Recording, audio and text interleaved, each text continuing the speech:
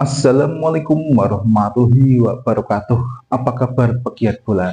Nah, di kesempatan konten kali ini saya akan membahas kesamaan antara timnas Indonesia dan timnas Malaysia.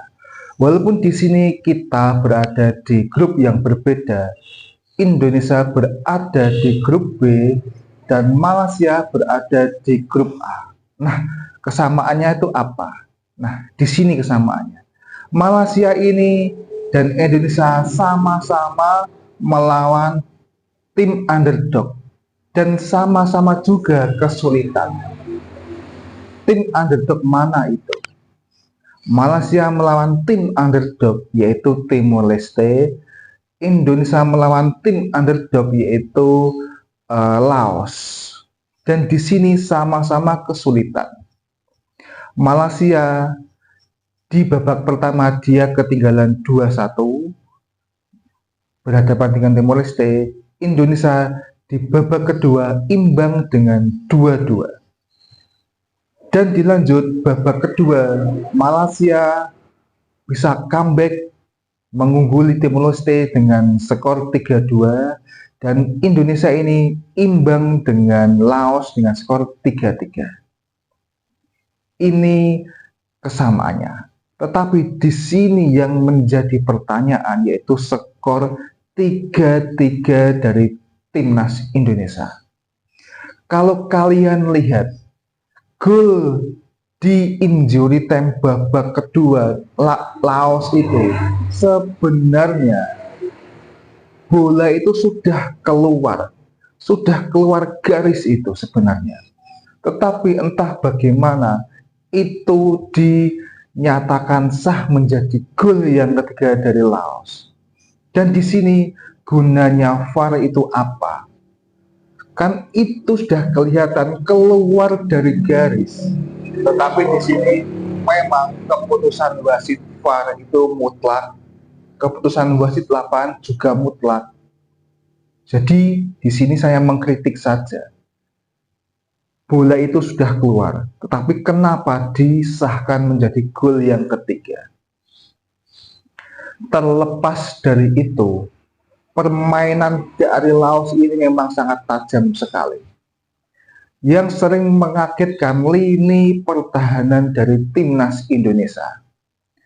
Lini pertahanannya ini sebenarnya itu tajam dalam melakukan serangan build up, tetapi rapuh dalam bertahan. Jarak antar pemain itu terlihat longgar. Dan memang line up di babak pertama ini bukan line up di babak kedua pada saat melawan Myanmar. Dan ini kan kebiasaannya Sintayong mengotak-atik pemain di line up ini. Dan di lapangan itu kesulitan. Terlebih itu belum pernah bermain bersama dan juga persiapannya itu cuma sebentar mempersiapkan tim tersebut. Itu. Dan counter attack pemain Laos ini tajam sekali. Yang pressing kita itu kurang pressing sebenarnya. Pemain Laos itu agak leluasa mengembangkan kreativitas permainannya, mengumpan 1-2 dan menyerang di lini pertahanan itu empuk sekali. Jadi di sini yang perlu menjadi catatan utama, catatan penting yaitu lini pertahanan. Walaupun di situ ada Donitri, tetapi jarak antar pemain itu seperti longgar. Jadi mudah dimasuki. Dan ingat, ini adalah tim yang dianggap underdog di grup B ini, ASEAN Cup 2020. Dan kita menghadapi itu dengan kesulitan. Sehingga menghasilkan nilai imbang, skor imbang di pertandingan kemarin malam. Dan itu pastinya di luar ekspektasi para pegiat bola juga. kita yang diprediksi menang paling tidak 2 atau 3 gol dari Laos, tetapi mengagetkan. Laos bermain apik, Laos bermain ofensif, determinasi tinggi, pressing yang sering sekali menyulitkan pemain dari Indonesia, dan buktinya skor imbang itu melawan Indonesia. Terlebih di sini ada kesalahan dari Marcelino, pelanggaran yang membuat dia mendapatkan kartu kuning yang kedua, sehingga mendapatkan kartu merah dan mandi lebih cepat.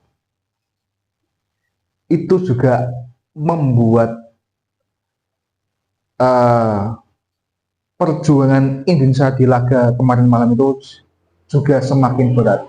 Walaupun di situ sang kapten Ferrari mampu mencetak gol yang ketiga, tapi memang lini pertahanan kita diobrak-abrik. Kita bisa dijebol lagi di injury time, dan itu sangat mengecewakan. Di injury time itu Indonesia kebobolan, dan inilah yang tidak bisa ditebak Sintayong.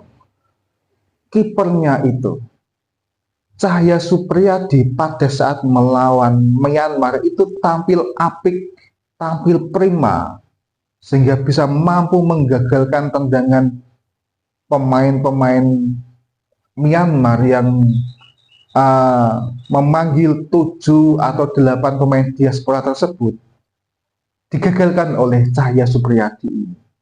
Dan ini juga mengagetkan, pada saat melawan Laos, malah Dava Fasa yang dimainkan di penjaga gawang. Dan kita terkena gol cepat loh bro. 13 atau 14 menit kita sudah kemasukan 2 gol atas Laos. Walaupun kita bisa menyusul dengan gol yang diciptakan Kadek Ariel dan juga Ferrari, pertandingan melawan Laos ini tetap menjadi evaluasi besar di ofisial timnas kita.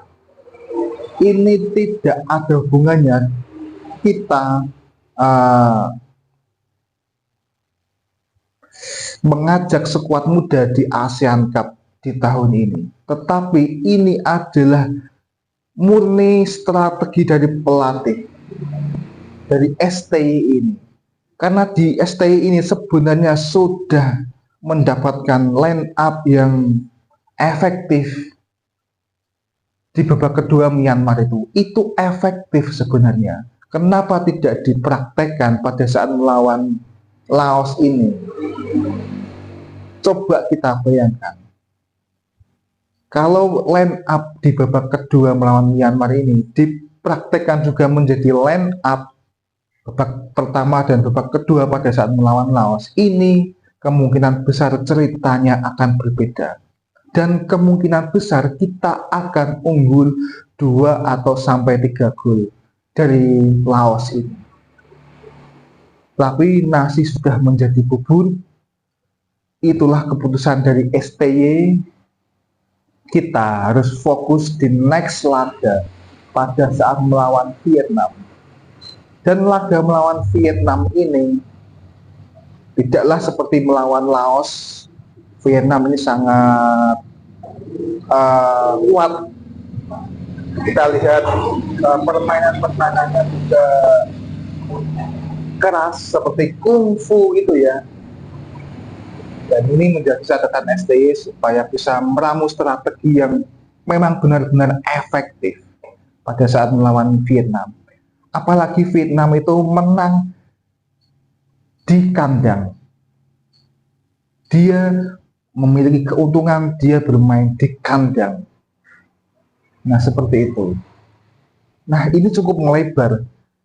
Dan tadi kita kembali ke topik pembahasan. antara kesamaan Malaysia dan juga Indonesia itulah sama-sama melawan tim underdog, tetapi sama-sama juga kesulitan. Tapi perbedaannya Malaysia ini menang dan Indonesia ini imbang. Kalau tidak disahkan gol dari menit injury time itu juga sama-sama menang.